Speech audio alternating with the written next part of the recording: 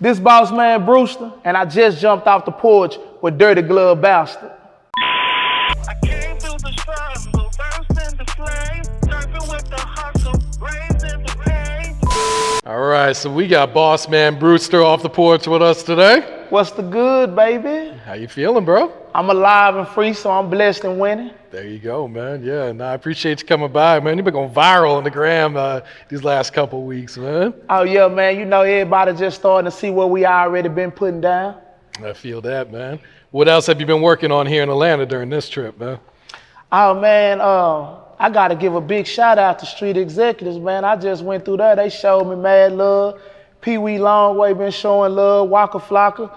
So, you know, it's all love out here in the A. I'm glad I was able to come and, you know, put the brand down, put the movement down, expose everybody to it. Okay, yeah. Now that's what's up, man. All right, so talk to us about life in Dallas, man. What's going on out there? Oh, man, you know, the city, man, the DFW, man, we turned up. We out there trying to figure out how to get rich like everybody else, you know. But, nah, Dallas ain't no different than any other neighborhood, man. You know, the normal street shit going on. Same thing going on in Atlanta, going on in Dallas. Yeah. And you're from Oak Cliff, right? Born and raised, baby, out of Oak Cliff.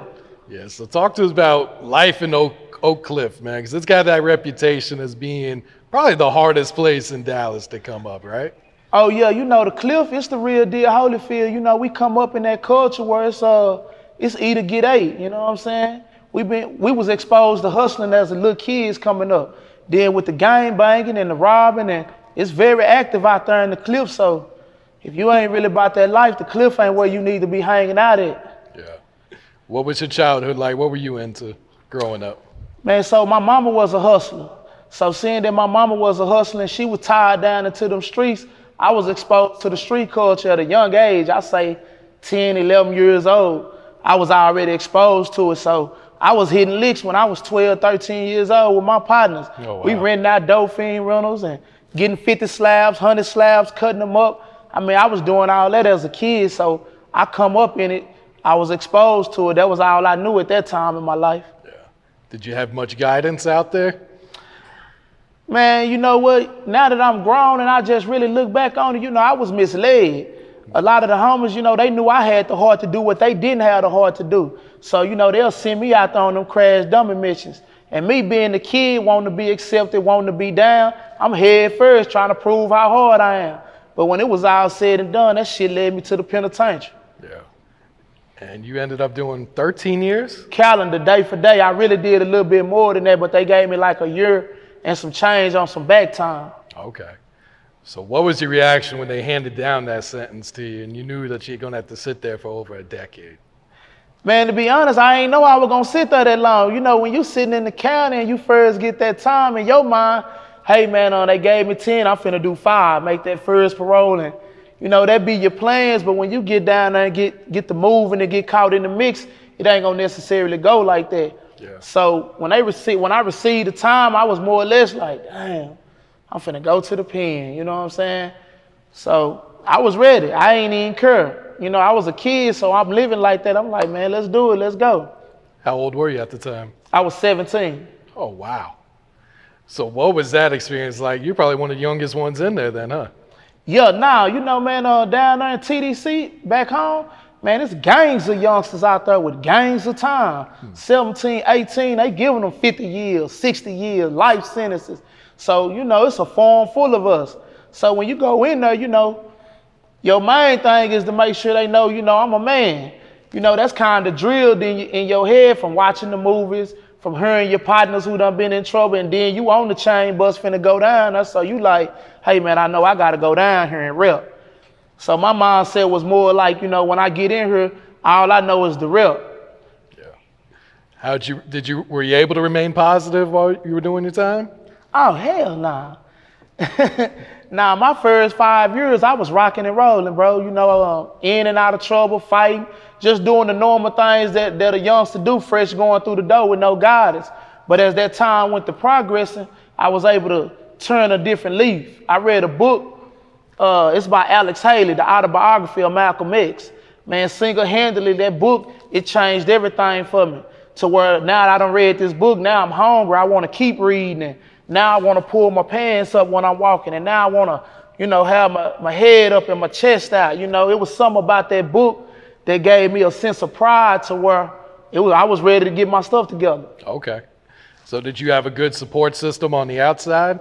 Hell nah. So I was one of those guys. So the day I left the county, Louis, they let you make a phone call, that one last phone call before you catch the bluebird to go to prison. So I got to talk to my mama. And when you a kid and you 17 and you finna get ready to go off to prison like this, you thinking your mom gonna tell you, baby, I love you. It's gonna be okay. We gonna be here for you. Man, my mama wasn't on none of that. I'm telling her, Mama, I don't really want to go down here. And man, Mama, I gotta go to prison. And she was listening and she was like, so check this out. When you get down there, make sure they know you from Oak Cliff. Make sure they know you from Woodtown and you repping the hood. You need to, I'm finna send you a little money. This money is not for you to go and ball. You need to get all your appliances and everything you're gonna need, because we don't have no family that's gonna be sending you no money, that's gonna be writing you. This my mama talking like this, so I'm kind of like, man, she must have heard I just said I'm finna go to prison. She ain't said nothing about I love you, And the last thing she ever said to me that I'd never forget was, if you don't come back home a man, don't even come back here. So when I was in prison, I had that so far stuck on my mind that, I knew when I got in there I wasn't going to be getting visits and I wasn't going to be getting letters and being able to go to commissary. My mama had already told me.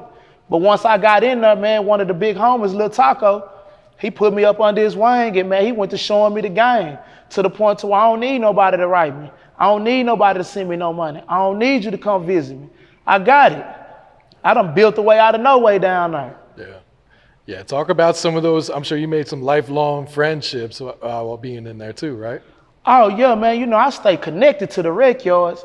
When I was in prison, I got so many partners down there who got life sentences, you know what I'm saying? And I used to be able to really sit down and chop game with them.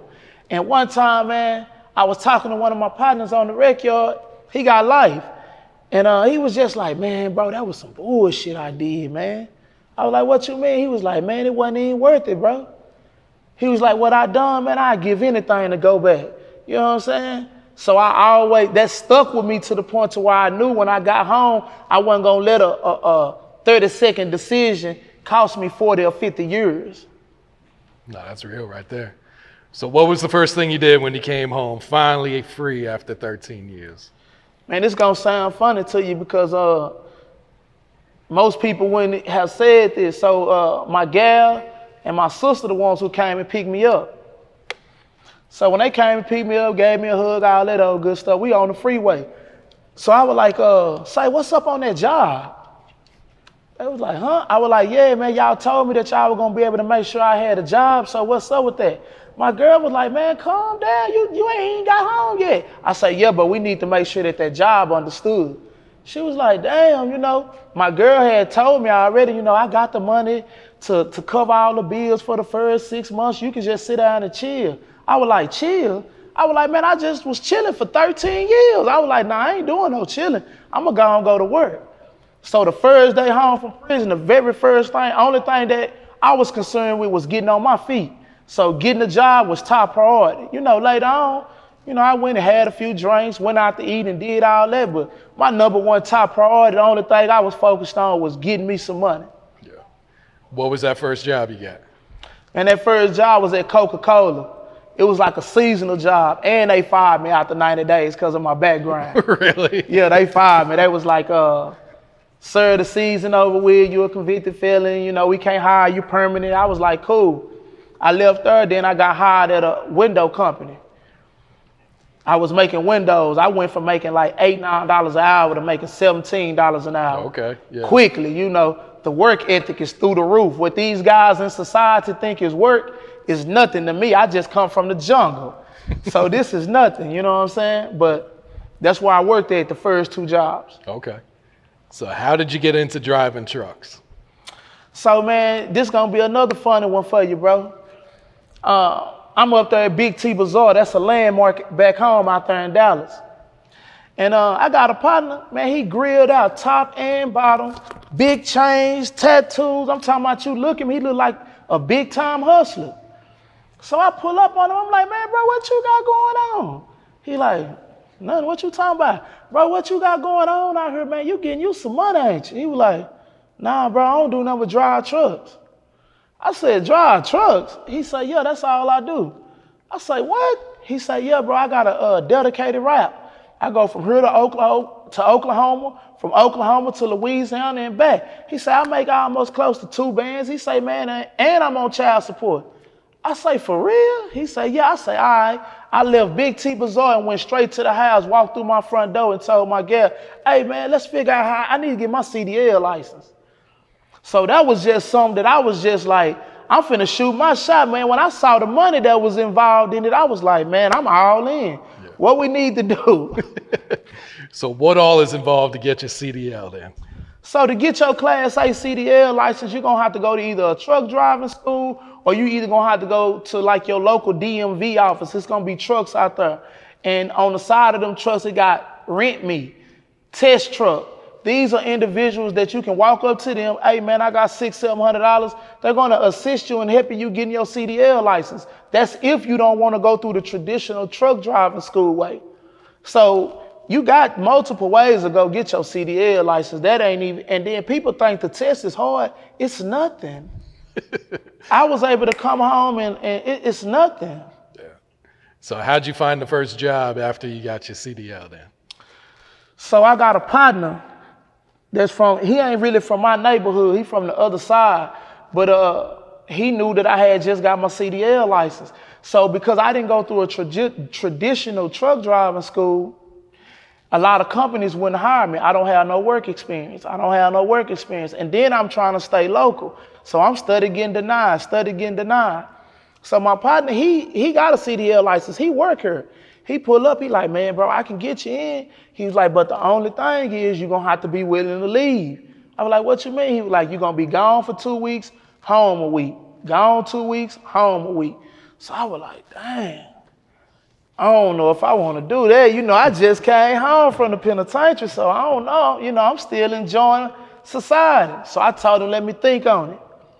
Man, you know, before I make any real big decisions, I got a round table. So I sat down, talked to everybody at the round table, heard what everybody had to say, made my decision, man. I'm finna shoot my shot. Let's go. Okay. He got me in, and that's how I started. I've been to every state in America. So what's that experience like, being able to see the whole country after probably not seeing too much during those 13 years? Yeah, man, to be honest, before I started driving trucks, I had never left Oak Cliff. Only time I left Oak Cliff was to go to prison. So when I came back home and I jumped into them trucks, once I got to actually getting in the road and getting to moving, my mind was blown. I got to see some unbelievable stuff, Twin Towers, the Empire State Building, the Statue of Liberty, the 4040 Club, Martin Luther King's house, the spot out there in Memphis. So I was just getting to see so much with the touring, and I was like, damn, they paying me a bag of money and I'm out here kicking it. You know what I'm saying? So yeah, I tell any and everybody, man, that exposure is real. Yeah. So when and how did you start your own trucking company then? So I started my own trucking company, man. One of my partners, he had his own trucking trailer. So when I would come home for that week, you know, I go back to the hood, see a few of my partners, go through different little spots. And he always at the barbershop where we were getting our haircut. Back then, I had a bald fade. Every time he see me, how many miles you went and drove for them folks? I be like, about 4,000-5,000 miles. He was like, yeah, them could have been 4,000-5,000 miles you drove for yourself. I'm like, damn, bro. I was like, man, I don't know if I want to try no 18-wheeler. He was like, nah, you can get you a dually and a 40-foot trailer, do some hot shots. I was like, now that right there kind of caught my interest because I saw that was something that I could maneuver on my own. I was still just getting used to the 18-wheeler. So, you know, I saw that, man, and shit, I went with the move. I shot my shot. And now you only hire felons, is that right? So we are hiring felons at Brewster Logistics. Okay. If you're an individual that's getting out of prison, first of all, you don't even have to have a CDL for this part. Just on the strength that you getting out of prison, I'm going to bring you out there to my yard. I'm going to put you in my trucks, my trailers. I'm going to have you drive. We're going to go hit the freeway. I'm going to show you that you can do this. The reason I do that is because I know the importance of a person's confidence being built up after being in the cage for so long. So now, once I expose that to you and I show you it's something that can be done, I'm going to take you and go get you your CDL license. Look, come here. This is where you go right here. They going to help you get your CDL license. Once you do that, man, come holler at me, man. If I got some trucks available, you hire. Yeah. How many people do you employ right now? About 8. Okay. About 8. Yeah. Do you feel like felons are given a fair chance when they're released to find good work like that pays well? Nah, you ain't got it's not no fair action at all, because you're going to be judged just based off of the fact that you have felons. So that alone, you may actually be a hard worker. You may actually be a good guy. You know what I'm saying? You done really changed your life. You done did your time. You paid for your crime. You ready to move forward, but that's something that's going to forever haunt you and taunt you because you got a felon. Yeah. So that's where I come in at, like, I don't even care if you got a felon. I need to know, can you get this load from point A to point B safely without no problems? If you can do that, you hired. Yeah. Do you know of any other trucking company that offers that, where they hire felons like that? So I've had a few people reaching out to me, other companies telling me they do this and they do that. So I've heard about it, but I've yet to actually see it, to where it ain't no discrimination, it ain't no, you know what I'm saying, nothing like that. Yeah. So as far as prison reform, what do you think needs to be done here? As far as prison reform, first of all, the system, it needs to be updated.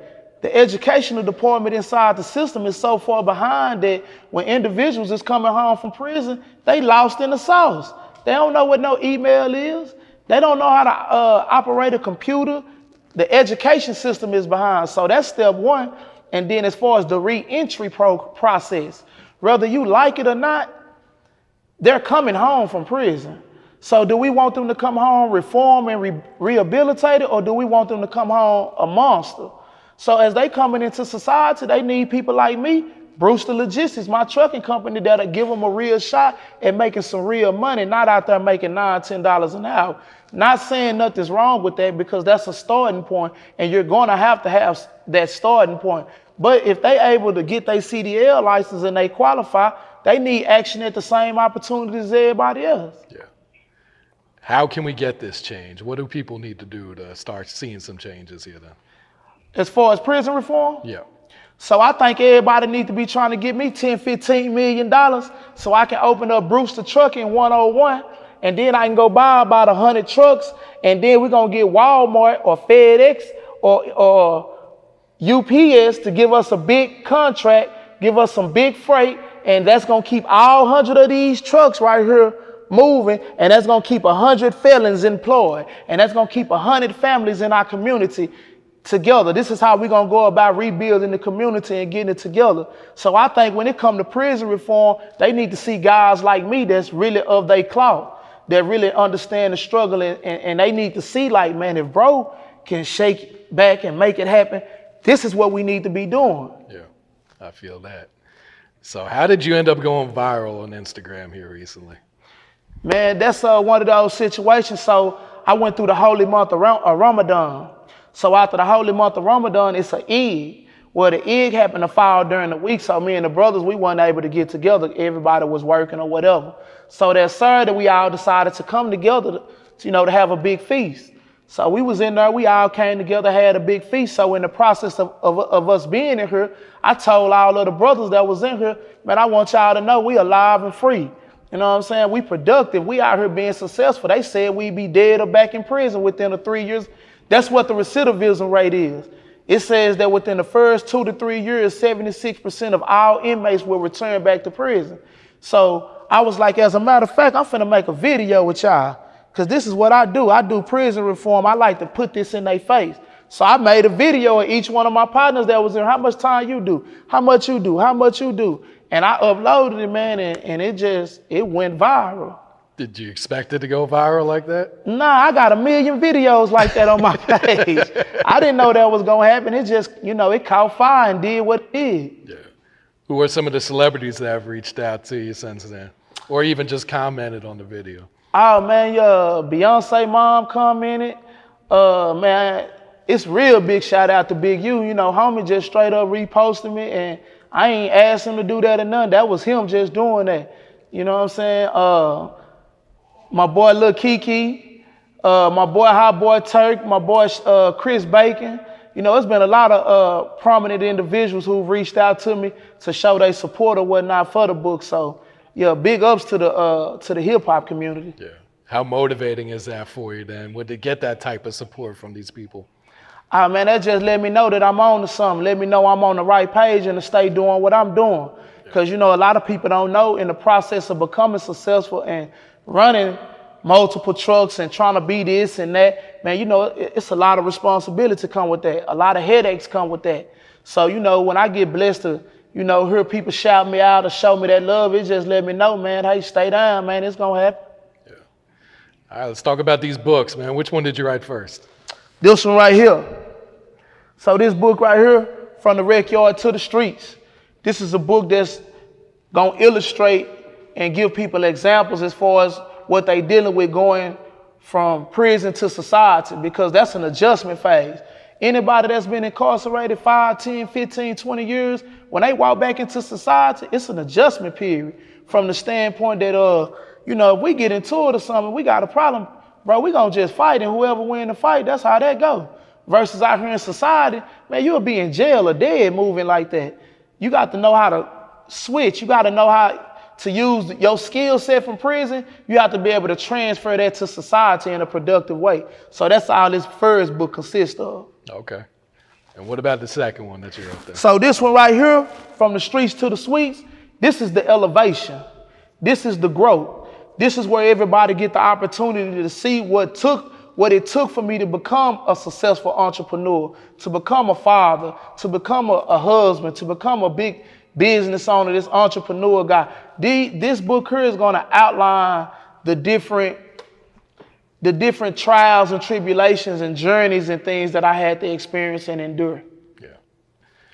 Did you ever imagine this when you came home? Like, I'm an author of 2 books, got my own company, going viral. Did you ever imagine that, or is this how you planned it? Now, to be honest, so what I'm experiencing right now is this, the sweets. So my second book is From the Streets to the Suites. All this right here is the suites for me. I'm just getting to enjoy life on a high level. That's what all this is for me. I never planned any of this. My only plan was to create a dream and go out of it, you know what I'm saying? So I woke up one day and was like, man, babe, I want to go to Miami. And I want a room on the beach where when we wake up, I want to see the ocean. And you know, to a lot of people, they like, that ain't nothing bad to me. That's everything. I sat in a cell for years fantasizing to do this. So to be able to come right here and do this and go and do other, you know, amazing things, I'm like, damn, that's live. You know what I'm saying? Yeah. People don't see it like that, but that's how we rock, and that's what the book consists of. I feel that. What's next, Brewster? What else you got coming up, man? So I'm getting ready to do the Trucking Millionaires tour. And that tour it's gonna be phenomenal because we're gonna be exposing real information. I'm bringing a lot of heavyweights with me. Kiara, the trucking guru, Coach Shelton, the box truck, Dre, my boy Marcus, then Mr. DOT, Eric. So that Trucking Millionaire is gonna be big. And then of course, you know, we're gonna be promoting the book, From the Streets to the Suites. So that's what we're working on. And I'm also have a documentary that's in the works that'll be coming out hopefully at the end of the year. Okay. That'd be big right there. Oh yeah, we're gonna try to. Yeah. Any last words, any shout outs you'd like to give, Brewster? Man, you know, I'm always gonna give a shout out to the Wreckyards and to the streets, man. Just make sure everybody know, man, we can go from the streets to the suites. I can't